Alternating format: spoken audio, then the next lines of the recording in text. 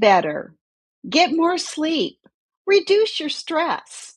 Have you ever noticed that these are the three things that everybody tells you to do? Right when you're so burned out that you barely have the energy to even fix dinner? So today we're going to challenge a common assumption about burnout. What if your body isn't just tired? What if it's completely depleted? What if chronic stress has literally consumed the very building blocks that your brain and body need to function well? And what if recovery isn't just about reducing stress, but restoring what's been taken away? And so today, my guest, Amy Zanders, is going to introduce us to the fascinating connection between chronic stress, nutrition, amino acids, and brain chemistry. And that's going to lead us into an understanding that that connection may change the way you think about burnout recovery. And so, welcome to Unshakable Uplift. I'm your host, Coach Lysa, and we at Unshakable Uplift are here to help you be healed and uplifted so that you can be unshakable. And so, we've been talking the last few weeks about burnout and the impact it has on our lives. We've touched on mindset and we've touched on lifestyle. And we talked about the 5 stair steps that we go up that take us into severe burnout, being that 5th step. And so today, we're really going to focus on recovery and how to restore yourself back so that you can live a life that you love. You have the energy to design what you want your future to be. And so Amy is a life coach. She has her website is I Reach Forward, and we'll display a link to her website a little bit later on. But today we're going to take a few minutes and just really drill down into what are the building blocks our brain and body need to help us move from burnout into recovery, or as I put it, from burnout to becoming. Join us again in just a minute and we'll initiate our conversation with Amy. This is Coach Lysa with Unshakable Uplift, and here is today's Unshakable Living Tip.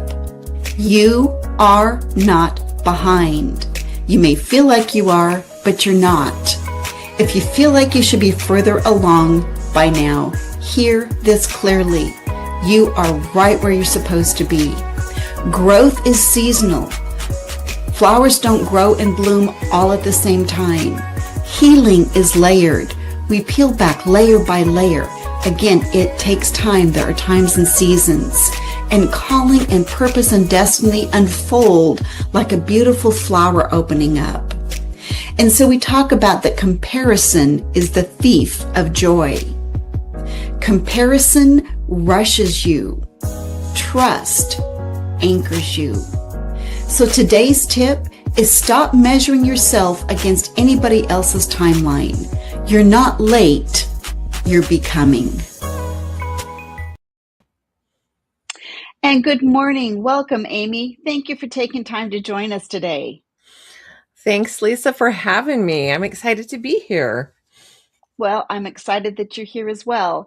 And so I kind of just teed up just a little bit in my intro. You know, I know you're a life coach and so much more. You have alphabet soup behind your name. Would you take just a few minutes and just kind of introduce yourself to us and then tell us what brought you into this arena of burnout recovery and chronic stress recovery?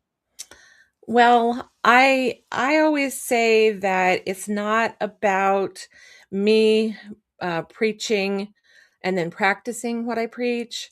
It's really about I preach what I practice. So really, the reason that I'm the right person to listen to about stress, about burnout is because I've experienced it, and our conversations that you and I have had before, then Lysa knows quite a bit of the story, but it's, I got the certifications after the fact, but it really is because I experienced 30 years of severe debilitating migraines after I fell in the parking lot of my school as a kid. And so I'd get them multiple times per month, several days in a row often. And the point is, I grew up in burnout and Yeah. survival mode. So by the time I was an adult, I was already burnt out, depressed, and desperate to find out what I could do for myself. So then when you fast forward to when I was a passenger in a high-speed rollover accident, it absolutely should have killed me. Everybody Yeah. expected the EMTs, the doctors, anyway, everybody expected it, but I literally had a divine intervention. I won't go into that story, but as We'll you know, save that for another day. It's a yeah, good another day. story. Yeah, another day. I was released 6 months later, though, from medical treatment, and the advice that was given to me is, "This is your new normal, so just try and do what you can and avoid stress." So, Yeah. totally Right. frustrating. Um, Everybody has to deal with stress on a daily basis, and it is known that long-term stress is a major factor in about 80 to 90% of all known illnesses, which is a huge, huge number. And truly, stress had become a disease for me. I had already been victimized just for literally decades by stress induced migraines, and I'd figured out some things to help myself with that. But then I had terrible anxiety, panic attacks on top of it, inability to sleep more than 2 hours at a time. I was having night terrors from the accident. I was stuttering, drawing blanks constantly when I was searching for what I was trying to say, Yeah. mid sentence, that kind of thing. And that was definitely not age related. It was stress Right. related. Um, Yeah. my husband and I, we lost all our clients with our business and had to shut down our business. Our vehicle had been demolished. The driver that caused the accident was underinsured. So we had gotten severely shorted on the insurance claim. We were concerned we were going to lose our house. And my husband had to figure out what to do for income immediately, but without me, Mhm. because I had brain fog. I couldn't focus. I had short-term memory issues, fatigue, chronic pain. My hormones had shut down. I had overnight menopause, so trying to recover from that. Wow. Thyroid, adrenal, insulin, all of those things. So I had this profound weight gain, and that weight that I had never carried before, it was continuing to increase at a really alarming rate. But Yeah. I was given this frustrating prognosis about this is my new normal to do what you can and avoid stress. Yeah, yeah. And so, obviously, we all have to learn to manage daily stress. Your situation was, I'm going to use the word excessive. You had to deal with, and we talk about being triune bodies, right? We're spirit, soul, and body. Mhm, And you kind of got lambasted at every level. So you had to deal with trauma on top of chronic stress, mhm, really layered with true medical physical recovery. yeah. How did you do that? Well, I think the main thing is that our society is really set up to just say, okay, well, let's listen to what the medical advice says and just go with that. Mhm. And so I'm not trying to down, the help that I did get. I did get some with that, but the real infuriating thing is that the best medical advice is just avoid stress and just get used to it. And Right. really, I was just honestly, I was livid. And that kind of started me moving to try to find answers and Yeah. give up. But here's an important shift that I really had to make. And I think this is foundational. In order to make progress, instead of just getting mad at the right thing, which that's legitimate, do that. But Mhm. to recognize, like you say, these things are spiritual issues. And I'm not saying religious, I'm saying Yes. spiritual. It was my spirit and my attitude that I needed to recognize that this was a moral issue that I needed to figure out how to fulfill the purpose that I was put on this planet to fulfill. And Mhm. I had lived for so long without really any clear sense of responsibility about taking care of my body. And then, my body has a job of trying to keep me functional, but I'm not doing anything very intentional about keeping my body Yeah. functional. So that's the difference that I feel like is important for us to like buy into that clue that we have to take this seriously. Not just I want to feel better and I want to be healthy and strong, because I do. That's good. But I needed to make that mental shift. I guess that's the thing to say. It was a Okay. mental shift for me to say, this is a moral issue. This is a spiritual issue for me to take this seriously. Yeah. And we talk about stewardship, and I heard you mention that word. And Hmm. I think, the medical community, I don't think I've ever heard them talk about stewarding your body. And so we talk about stewarding finances or maybe stewarding energy, but we Hmm. really are meant to be stewards of our physical containers. Yeah. And so when you think about chronic stress, whether it's of your own choosing, because a lot of our stress is of our own choosing, or if it's imposed upon you, which you had happen multiple times. Hmm. So talk to me a little bit more about stress and chronic stress. And let's get a working definition, because your stress is different than my stress, Right. but the impact to lives can be the same. Yeah. And I think that that's a really important point. Sometimes the stress can be, I had unresolved trauma, like in my instance. Yes. And it can also be that I stuff my emotions and that creates stress. So I've never Mm, learned how to handle these things. Or maybe I've never learned how to handle conflict, something like that. okay. So it's really easy to say that the major trigger that I was having for these lingering symptoms was, it was really compounded. I'd say multifaceted.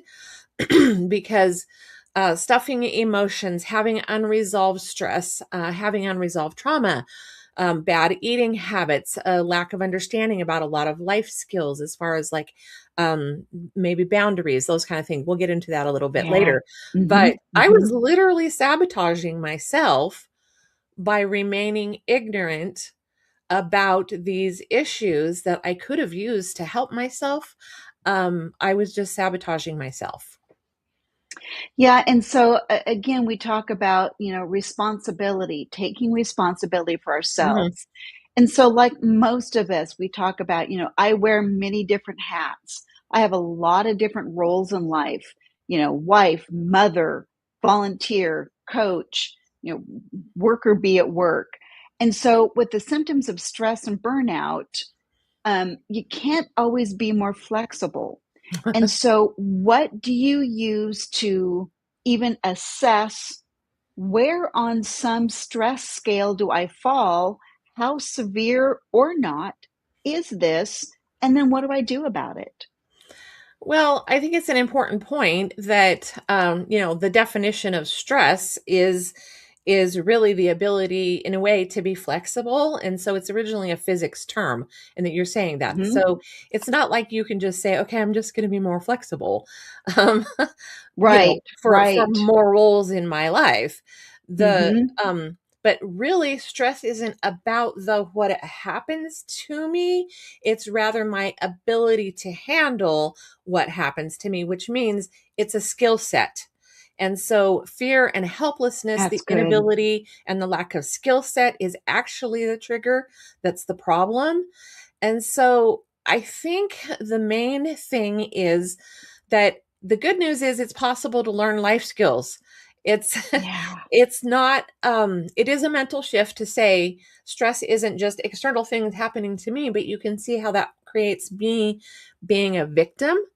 And then if I Yes. have this lack of ability and no skills to handle life events, that I'm just being beat up and that kind of thing, it knocks me back all the time. So, regarding, I actually can include this too, but as far as how much stress, there's a scale that's a standardized scale. It's called the Holmes and Ray stress scale. And so anything above 150 points on that stress scale, Hmm. I will include that on that location with the other handout too. Um, Okay. but that stress scale is a standardized scale.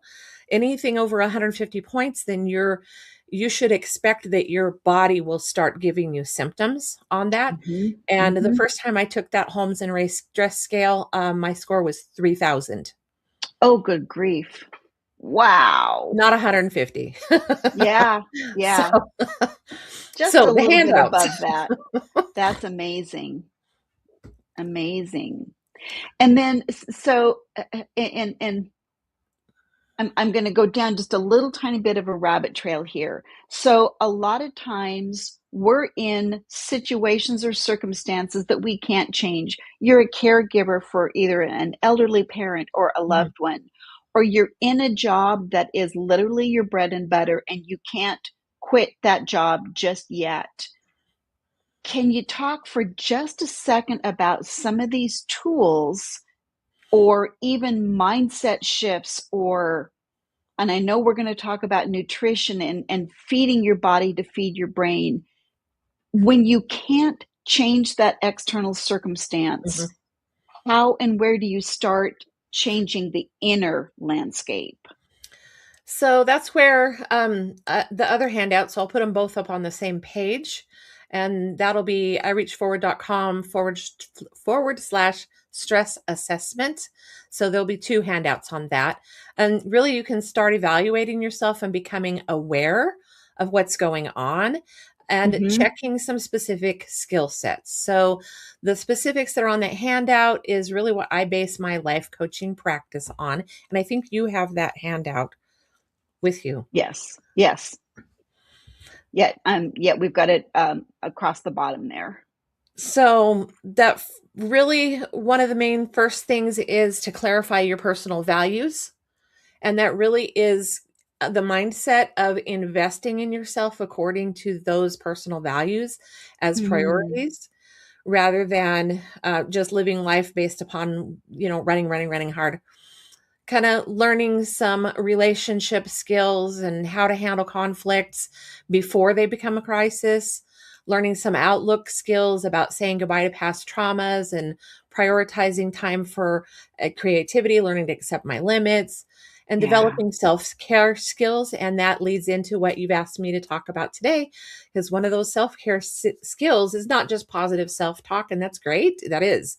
Yeah. But feeding yourself well and learning how to do that. Yeah, and so many of us that are, and I talk about high achieving, especially women, but high achievers are people that are, that disc style, profile style of a D that's Mhm, driven. I mean, in each of the different disc profile personalities has some driver behind them. But mhm, living that stressed out, stressful lifestyle with no strategy other than go or right. go even harder Mhm, is a setup. It's a setup for burnout. It's a yeah. setup for chronic stress. And so, how can we say, Amy, that nutrition and supplements can help me deal with stress? Again, it's the things that I started the top of the show with. Get more sleep, eat better, reduce your stress. Yeah, well, sometimes that's a little hard to do. So I eat healthy, I eat clean, I do take good supplements, but it's not always the missing link. What more do we need to do and add in to truly get those building blocks to burnout recovery? I think the main thing is understanding that food is a different thing than what we think about it in a normal state. But when you are under a lot of stress, me, when we are Mm-hmm. under that incredible amount of stress, then we got to break it down a little bit further and understand that if I skip a meal, that is literally a trigger for activating stress. My body is required to live on adrenaline and activate Mm-hmm. more cortisol, more adrenaline that gives me more anxiety, more brain fog, and it activates our what we call coping habits. And that those coping habits might be something addictive, actually. So that's a note. But if you want your brain to function, and have good mental health, to not be exhausted, tired, brain fog, just kind of going down. This is my well worn path that I know, and I don't know how to break that Right. bad habit. Neural Right, pathways well right. Those neural established. pathways just stick there, and you want your life to be optimized. Um, the other one is willpower, because you're talking about how, okay, I don't have the willpower to actually get myself up maybe at a certain time, or I'm too exhausted to Mm-hmm. make food, something like that. If you Yeah. want willpower and you want to be able to remember, you have to have a good supply of nutrients. That's really interesting.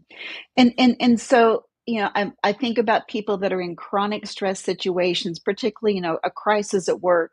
How many times do people skip meals, or they'll grab a bag of chips, Mhm. or, and true confession, years and years and years ago, I would grab a Snickers bar. Right. I'd hit that 3 o'clock slump and grab a Snickers bar, and it did me no good. Yeah. So we're going to take a super quick break. And when we come back, let's dig into the brain and how nutrition literally rewires and builds our brain capacity. We'll be right back.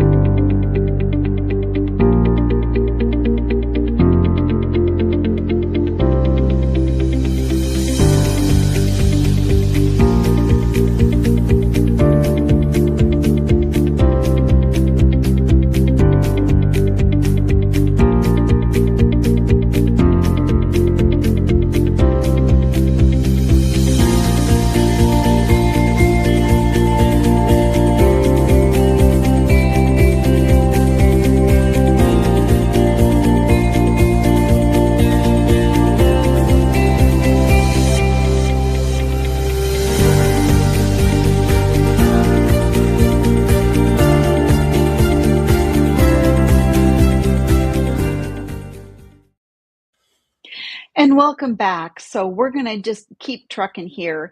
And so on the break, Amy, I was thinking about, when we're stressed and we emotional eat, we're going to food for comfort. Mhm. What I hear you talking about is using food as medicine.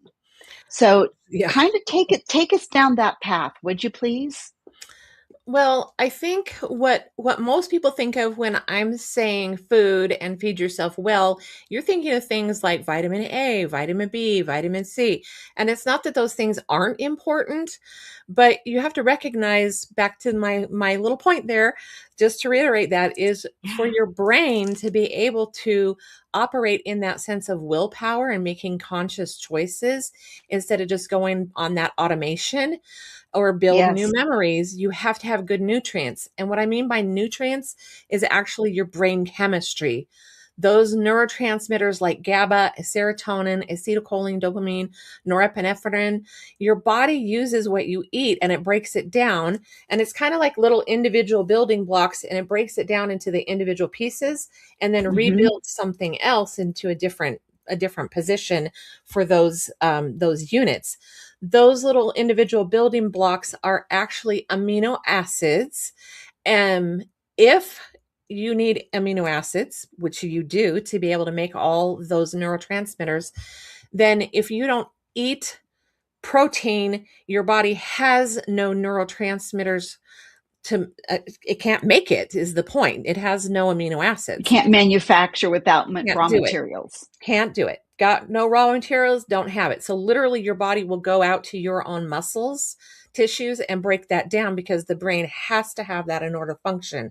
So Yeah. this is more than just vitamin A, vitamin C, vitamin B, and eating healthy, those kinds of things. If you don't eat it or you don't take as supplements, these neurotransmitter and brain chemicals, you don't have it.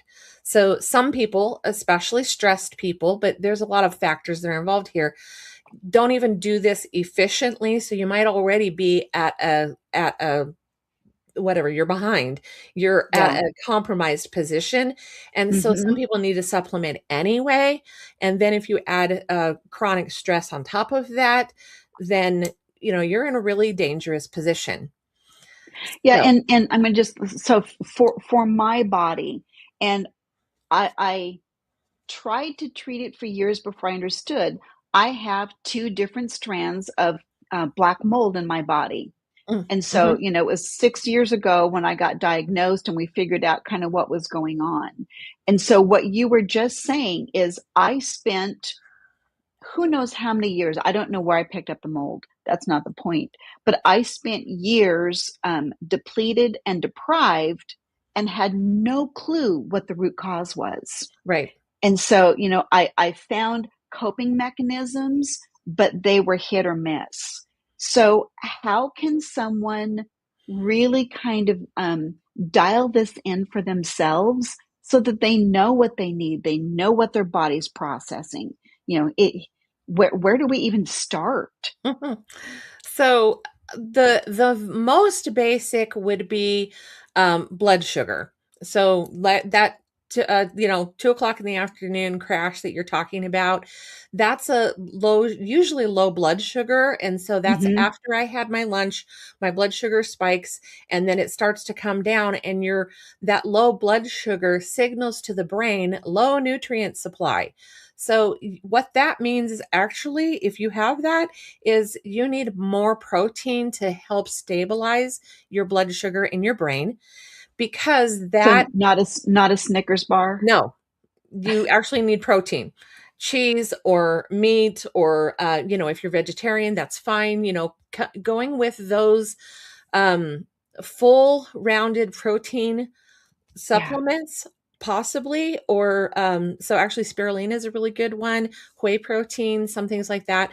But Mm-hmm. the idea is, if your brain's in this danger mode because your blood sugar is plummeting like this, then all of a sudden you have no willpower. You have no Mm-hmm. ability to make good Mm-hmm. choices, and you can't decide whether you're going to say yes or no to something. You're in fight or flight. You're in danger mode. So your blood sugar dropping like that triggers also that adrenaline surge. So you're running off of adrenaline, all the stress hormones. So you're back in that fight or flight stress situation, even if you're not in a stressful situation currently. As far as external, I'm talking about, this is the internal stress. That's what I meant by this. So Mm-hmm. the danger signal to your brain. And so really one of the first steps is um, recognize these symptoms. If you're having that and that you can't respond, instead of reacting, you can't access your memories, you can't use your skills, you go into fight, flight, or freeze. You're like on the edge all the time, or feeling like you're in danger. Uh-huh. Those kinds of things, having those low blood sugar crashes, you're reaching for caffeine, sugar, cigarettes, maybe alcohol at night, just to try to level yourself off, binge eating, whatever coping mechanism. And this might be just that it's a very addictive behavior, but people pleasing.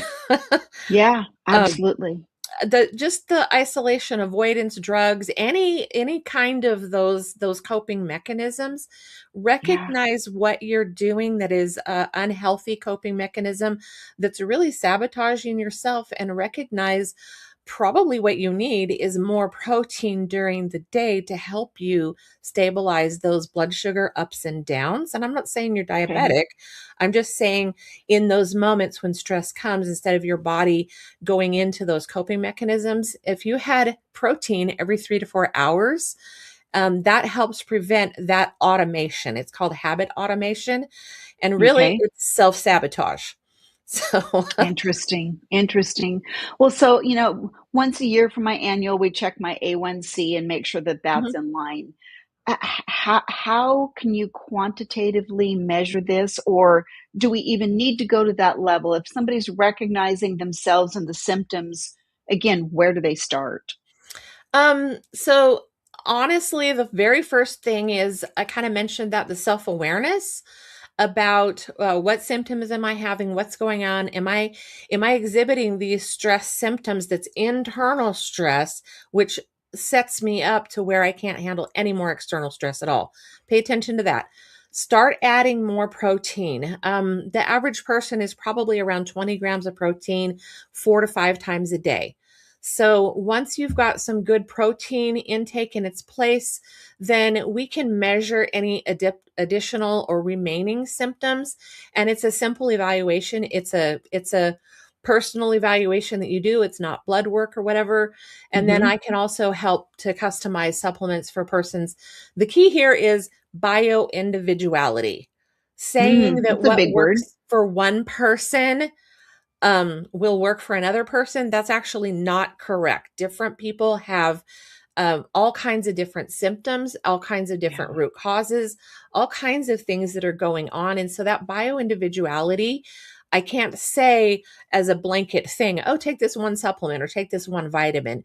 And so because of that uniqueness, every person is a little bit different. But I can just say, definitely start to increase your protein. No matter whether you're vegan or vegetarian or you're just trying to eat clean, those kinds of things. Hmm. But um, of course, you need other nutrients. Yes. So no, you should not Yeah. only have protein. I'm not saying that. But Right. stress puts a higher demand on your need for dietary protein. Yeah. Yeah. No, that's really good. That's really good. Okay. And so, any real tips of the trade that you would throw out for our listeners today? Well, I would say your body does know how to do this generally. And so the fact is we have to feed ourselves like I showed you, with the building blocks. If your Building body blocks. has the material, it knows how to build muscle, create those neurotransmitters, make the hormones, and support your overall health if you give it its specific needs. And so then it goes for healing and repair if you eat enough. So the exact guideline would be 50% of your body weight, especially if you're in stress. If you're trying to Hmm. lose weight, you actually need more than that, but Hmm. 50% of your body weight in grams of protein per day, and divide that out over 4 or 5 small meals, like a snack size meal Okay.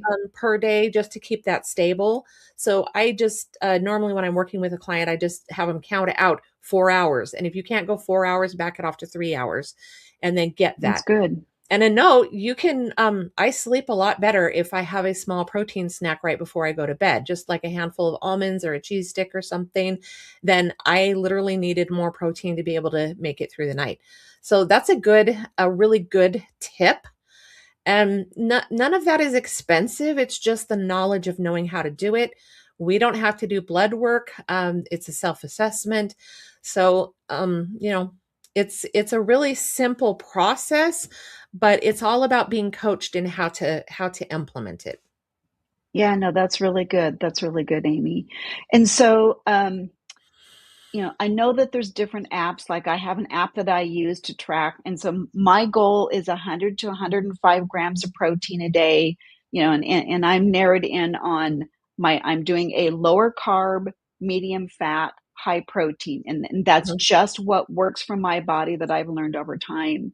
So do you encourage people to truly track their nutrients, at least for a while, to kind of find a baseline? Or do you think just eating well is a really good is sufficient to get started? Well, I've had some pretty severe cases of clients on uh, upwards of 8 to 10 mental health meds dealing with addiction, those kinds of Uh-huh. things, where Mm-hmm. we did this and they literally just started with what I said, just start with the increase your protein. And so it's starting with the small things that make a difference Oh, and that's doing good. that personal evaluation, that's the bioindividuality without the blood work, getting together, having a couple of appointments so that make sure you understand. I'm really good about helping people figure out how to implement this into your life, and tell me what your holdback is, what your struggle is, and Yeah. being able to figure out how to work around that. So it does take some coaching, getting those recommendations and some customized protocol, figuring out exactly how to do that. Definitely getting rid of some negative thought patterns, those kinds of things. And then really it's an individual, I keep saying that, but it's the individuality. Um, Yeah. and it's important to be able to think about that. So I have a special that's about that. Okay. Yeah. And so if somebody does want to reach out to you and follow up, they go to ireachforward.com. That's your website. Mhm. And is there a contact me It's for them to reach actually you? it's actually you can contact me. They can just do a free consult Zoom. But you can also go ireachforward.com and then / current events. There's a current events tab on ireachforward.com, and under current events, then it says Unshakable Uplift, and that gives the information right there for those Perfect. 3 sessions. So, yeah. Okay, that's really, really great.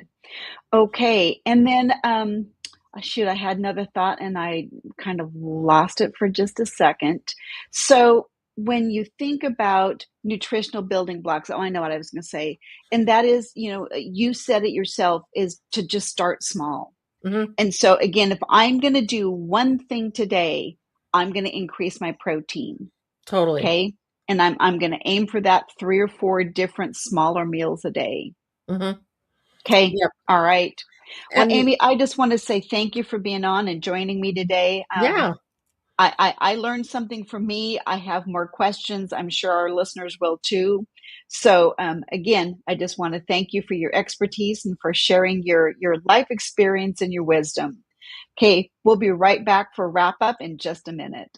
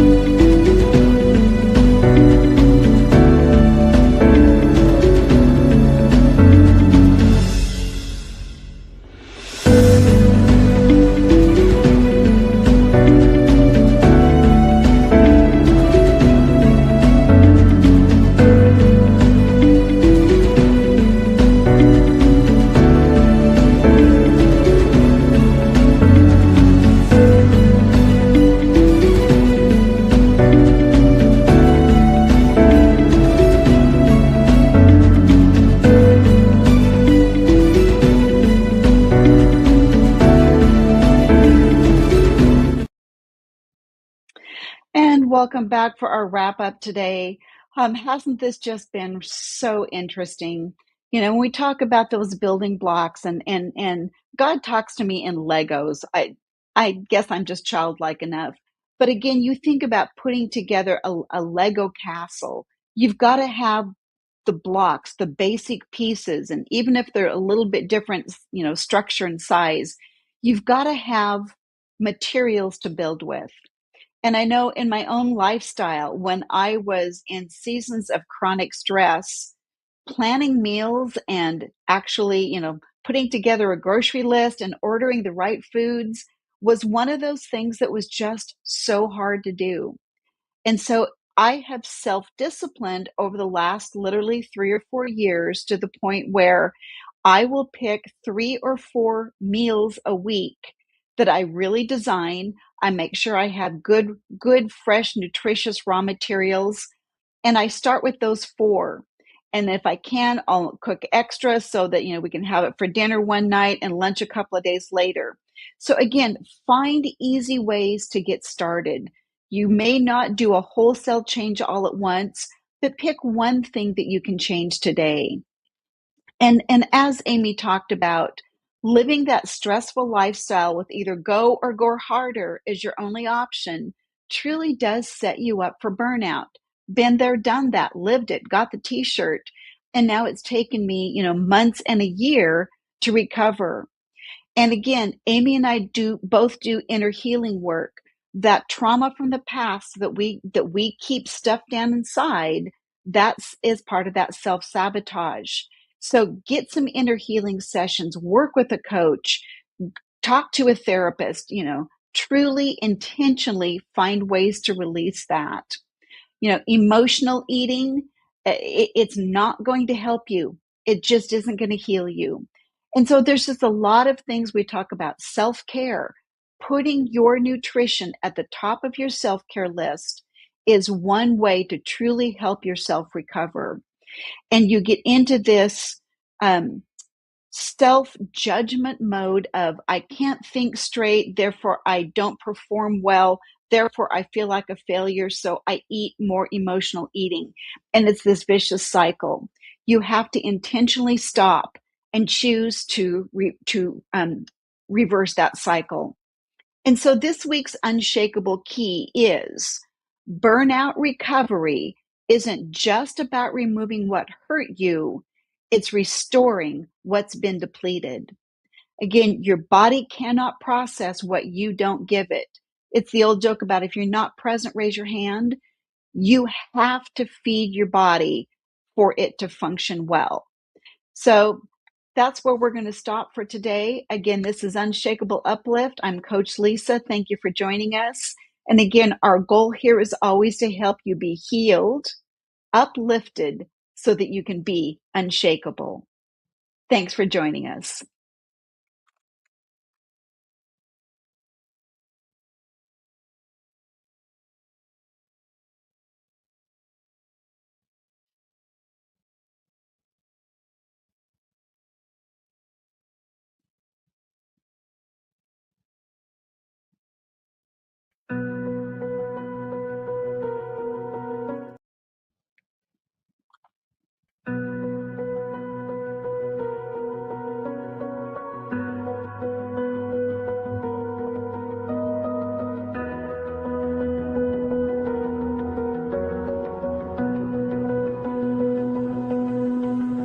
In a world that keeps on shaking, I'm standing on your truth.